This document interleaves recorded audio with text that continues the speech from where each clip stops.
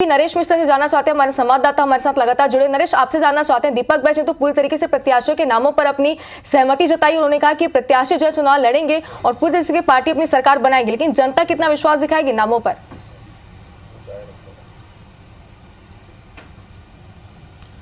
देखिए, काफ़ी चुनौतीपूर्ण रहा और यही वजह है कि कांग्रेस को इतना समय लगा इन टिकटों को डिसाइड करने में। और क्योंकि प्रदेश अध्यक्ष भी उसका हिस्सा रहे हैं तो इसलिए कोई दो मत नहीं कि इस मामले में उनका यही दावा रहेगा।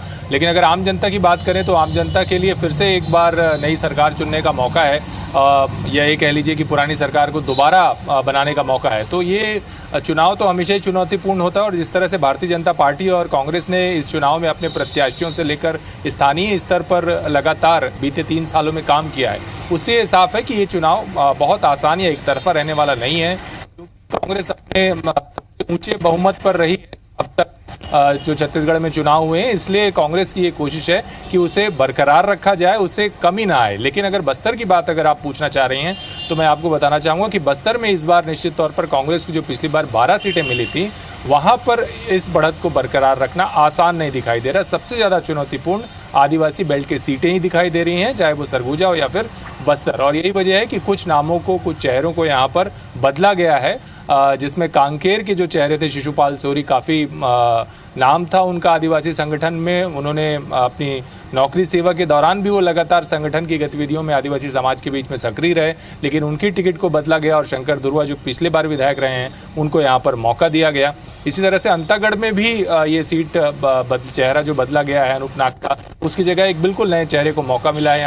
यहाँ पर भारतीय जनता पार्टी पिछले कुछ समय से धर्मांतरण और दूसरे मुद्दों को लेकर काफ़ी मजबूत दिखाई दे रही थी। लगातार सर्वे में कांग्रेस के सामने तस्वीरें आ रही थी। तो यहाँ पर भारतीय जनता पार्टी ने अपने पुराने चेहरे विक्रम मंडावी को मौका दिया है, जो मंत्री और सांसद भी रह चुके हैं। तो अगर आप गौर करके देखें तो ना तो भाजपा ना ही कांग्रेस, दोनों ने अपने मजबूत और सबसे सशक्त नेताओं को चुनावी मैदान में उतारा है।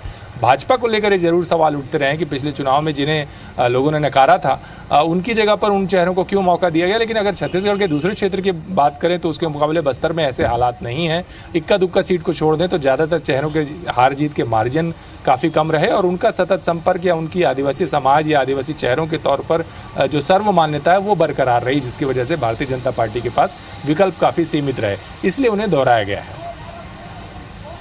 बिल्कुल नरेश जी, एक अहम बात आपने यहाँ पर कही है, क्योंकि पिछले चुनाव में हमने देखा है काफ़ी आसानी से यहाँ पर कांग्रेस ने सभी सीटों पर कब्जा जमाया, लेकिन आप कह रहे हैं कि इस बार कहीं ना कहीं कुछ सीटों पर चुनौती कांग्रेस को मिलती नजर आ रही है और इस बार पिछली बार के जैसे आसान नहीं होगा। तो ये तस्वीरों के जरिए आप समझ सकते हैं कि उसके सामने कौन है। कवासी लखमा के सामने सोयम मुका बीजेपी के प्रत्याशी है, जो कि कोंटा से चुनाव मैदान पर होंगे। पहले चरण का ये संग्राम होगा जिसमें प्रत्याशियों के खिलाफ मतदाता वोट डालेंगे। तो आपको बता दें कि ये दीपक बैज कांग्रेस के प्रदेश अध्यक्ष और सांसद चित्रकूट से होंगे। उनके खिलाफ होंगे विनायक गोयल, जो कि बीजेपी के प्रत्याशी होंगे, चुनाव लड़ेंगे।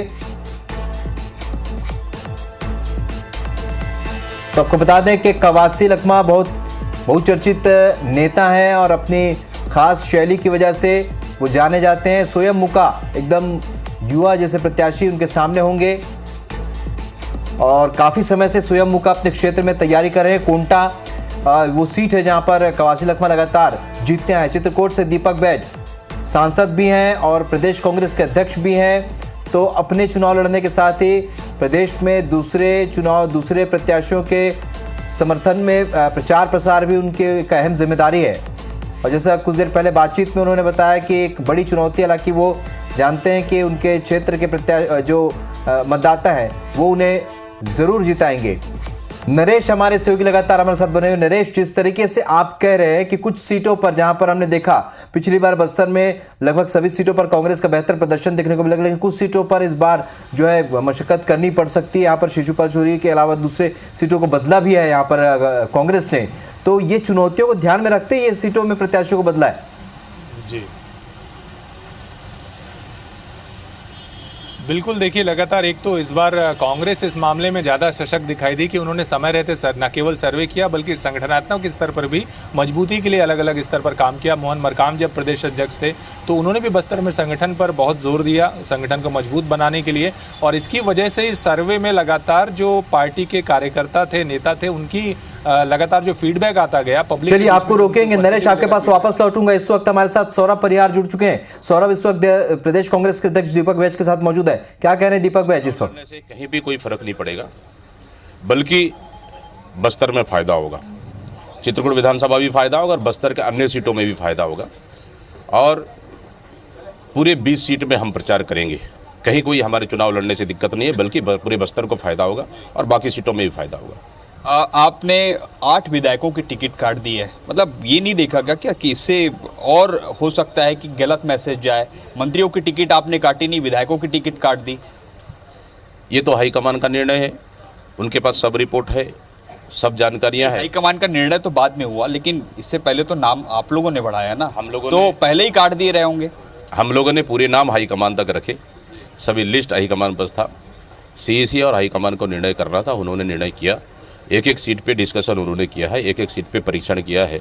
इसलिए हम लोग का जो पहला चरण का सीट आप देखेंगे, एक भी लिस्ट में कहीं कमी बेसिक नहीं है। हम पूरी की पूरी लिस्ट हमारी बहुत अच्छा है और पूरी सीट पे हम जीत के आएंगे। एक रिपोर्ट ये भी आ रही थी कि 12 में से 12 बस्तर नहीं जीतने वाली है। आपने जगदलपुर पहले ही ड्रॉप कर दिया है, अभी जो 13 तारीख से नामांकन हो गया। जगदलपुर को क्यों, आखिर क्यों इतना हॉट सीट बना है जगदलपुर? उस पर आप लोग कोई डिसीजन नहीं ले पा रहे हैं। देखिए, जगदलपुर संभाग मुख्यालय का सीट है, बड़ा सीट है, जनरल सीट है। हो सकता है उसमें और कुछ डिस्कशन रहा होगा। हम लोगों ने तो अपना रिपोर्ट बना के दे दी, सूची दे दी। अब उसका निर्णय भी आलाकमान को करना है, आलाकमान करेगी उसका निर्णय भी। लास्ट सवाल, पूरी सूची कब तक आ जाएगी? 17 तारीख को छोटी बैठक है दिल्ली में और 17 तारीख के बाद कभी भी सूची आ सकती है। तो ये थे हमारे साथ दीपक जी। बैज, जिन्होंने बताया कि किस तरीके से कांग्रेस पार्टी चुनाव लड़ेगी और जो 75+ का नारा दिया है वो भी हम पार करेंगे, ये इनका दावा है। अब देखना होगा 3 दिसंबर को चुनाव परिणाम आएंगे तो कांग्रेस की जीत हो रही है या हार हो रही है। जी, कैमरामैन सौरभ। नजीर के साथ सौरभ सिंह परिहार, IBC 24।